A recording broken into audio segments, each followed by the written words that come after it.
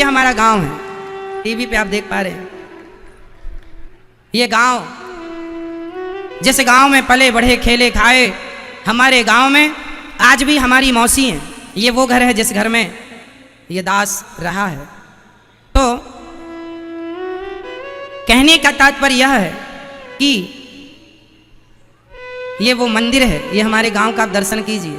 ये वो मंदिर है जहां हम पूजा करते थे हनुमान जी की। ये गांव की वो गलियां हैं जिस गलियों से चलकर कभी स्कूल जाना। ये हमारे गांव के बीच का तालाब है, बड़ा गंदा हो गया है अब। पहले हम लोग इसमें नहाते थे, घर से ही निकल के कूदते थे इस तालाब में। ये गांव का वो मंदिर है जहां मेरा पूरा बचपन गुजरा है। ये वो मंदिर है, यहाँ इस घर से निकल के सीधे ये मंदिर है। इस मंदिर में रहते हैं, राम दरबार है, यहाँ पूजा करते थे। इस घर से निकल के सीधा तालाब में कूद जाते थे, सामने जो तालाब है। पर आजकल तो बड़ा गंदा है,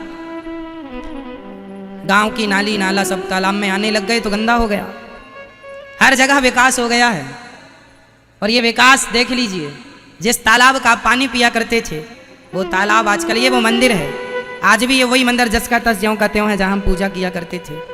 ये देखिए जो चौराहा जहाँ आप जाएंगे, ये सामने बड़ा पीपल का पेड़ दिखता है। पूरी गर्मियाँ हम लोग इसी पीपल के नीचे कंचा खेला करते थे, ये गिल्ली डंडा कंचे। ये गांव के हमारे मौसिया जी हैं। ये भाग रहे हैं कि हमें क्यों गले लगा रहे हैं। हमने कहा ये बहुत दिन बाद आए, मौसिया जी गले लगिए। ये हमारे गांव के मौसिया जी हैं, इनको मौसिया जी कहते हैं। ठाकुर हमारे छत्री हमारे गांव में हैं। पर सबको गले लगाना, सबसे मिलना, यही हमारी संस्कृति है, यही हमारा धर्म है। ये छोटा सा मंदिर है, ये वो पीपल है जिसकी छांव में हम लोग खूब पूरी दोपहर, लड़कपन में पूरी दोपहर इसी पेड़ के नीचे गुजारते थे, सारे बच्चे गांव के इकट्ठे होके, सबके घर जा जा करके।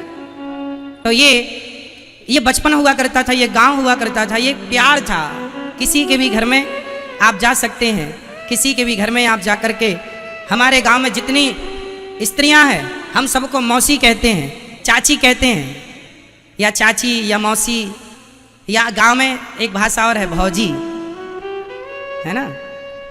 सामान्य भाषा में गांव में भौजी कहते हैं, बाकी भाभी कहते हैं। हम तो भाभी कहते हैं, बाकी भौजी का भी प्रयोग होता है। भौजी जानते हैं, भाभी को भौजी कहते हैं सामान्य भाषा में।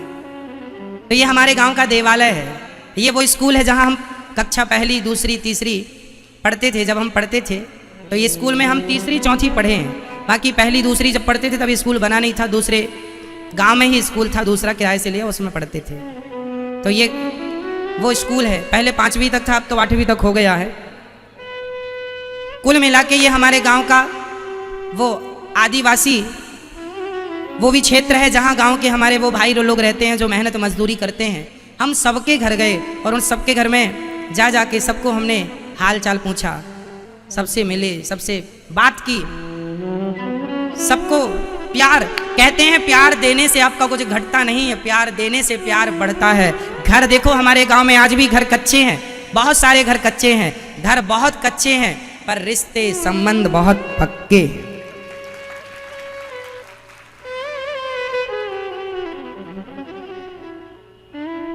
ये हमारे गांव की वो काकी हैं जो गांव में किसी का भी शादी विवाह होता था तो अधिकांश सबके घरों में पानी भरने का काम करती थी। इनकी कुछ बेटियां थीं, कोई सहारा नहीं था तो इनकी कुछ बेटियां थीं, उनकी सबका विवाह ये दास अनिरुद्ध ने जो बन पड़ा इनके विवाह में।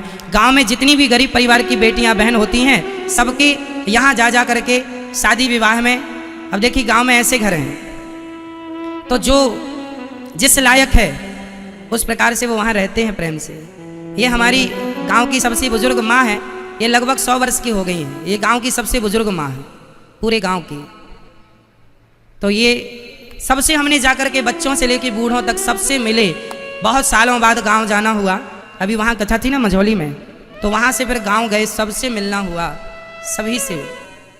ये गांव की वो माँ है जिन्होंने शायद हमें अपनी गोद में खिलाया भी हो। तो ये प्यार है, ये गांव है, शहर नहीं, ये गांव है। ये वो घर हैं जिन घरों में मेहमान थे कथा सुनने के लिए, वहां ये दास गया सबके। हमने किसी से ये अपेक्षा नहीं रखी कि आप हमसे मिलने आए, ना जी, हम तो आपसे मिलने आएंगे। सबके घर घर जाकर के सबसे। कई लोग जरा सा पद प्रतिष्ठा पा जाएं तो वो सोचते हैं कि अब आप हमसे मिले, हम आपसे क्यों मिले। नहीं जी, हम तो गांव के वही बच्चे हैं, जैसे तब मिलने जाते थे वैसे आज भी मिलने जाएंगे, सबसे मिलेंगे, सबको गले लगाएंगे। ये गांव है। ये हमारे गांव की एक बहन उस समय जब पहुंचे तो रोटी बना रही हैं, ये गांव की बहू है। तो ये वो लोग हैं जो अपनी मेहनत मजदूरी करके अपना गुजारा करते हैं और बड़े आनंद से रहते हैं। हमारे यहाँ कोई जातवाद का भेद नहीं है। हमारे गांव में हम स्वयं ने कोई जातवाद का भेद नहीं रखा। हम ब्राह्मणों के घर भी जाते हैं, क्षत्रियों के, हम तो सबको गले लगाते हैं। हम ये नहीं पूछते तुम्हारी जात क्या। अब ये जो हमारे गांव का ये जो तबका है, ये पूरे हमारे आदिवासी भाई हैं।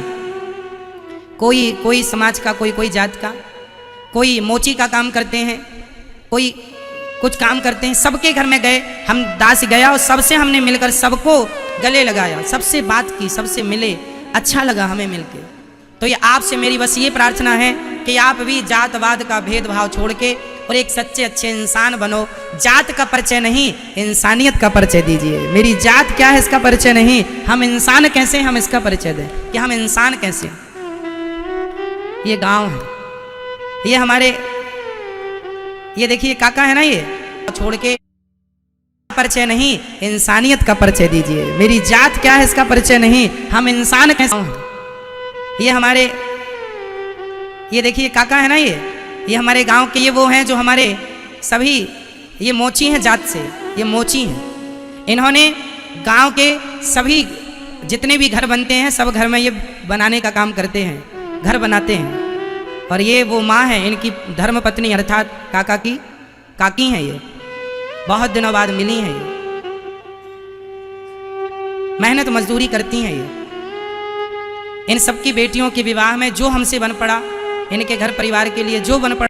हमारे गांव में सभी समाज के लोग रहते हैं और सभी प्रेम से रहते हैं, कोई भेद नहीं, कोई विवाद नहीं, प्रेम से एक रस में।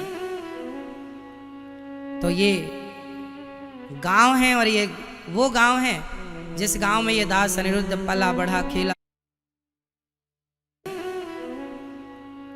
तो ये गांव है और ये वो गांव है जिस गांव में ये